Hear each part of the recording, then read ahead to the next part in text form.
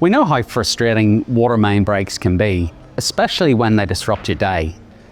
I'm here to walk you through how we respond to water main breaks and leaks to make sure customers experience as little disruption as possible.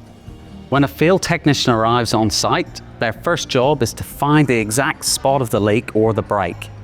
It's not always obvious or clear. Water may have leaked from a pipe and then travelled underground before appearing somewhere nearby through the road surface. To help with this assessment, we have comprehensive maps showing where our pipes are located and how deep they are. The technician carefully manages the water supply by adjusting valves along the pipeline. Each pipe may have multiple valves that can be opened or closed, and depending on the specific repair, we may only need to shut off some of these valves to isolate the affected section and continue supplying water to as many customers as possible throughout the repair. One of the key things to ensure is to manage water flow carefully. When we turn off water to a section of the network, we do it gradually. If it's done too quickly, it can lead to unexpected pressure changes that might cause damage to other parts of the network. Safety on site is also a top priority. When we're doing any maintenance or repairs, we set up a secure work zone around the site, making sure our teams and the community are safe.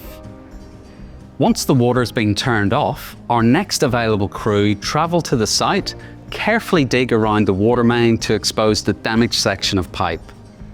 Our team assess the damage and either repair a small leak with a specialised band around the pipe, or for more significant damage, replace the impacted section. After a water main is repaired, the site undergoes a thorough reinstatement process to restore the area to its original condition. This includes refilling and compacting the excavation to ensure stability, followed by replacing the road surface, footpaths, or landscaping that may have been affected. Depending on the type of surface and the weather conditions, temporary reinstatement may be used initially, with permanent repairs completed soon after. The work zone is safely isolated from the public until the area is fully restored and safe to access. This may include an area of the road or the footpath.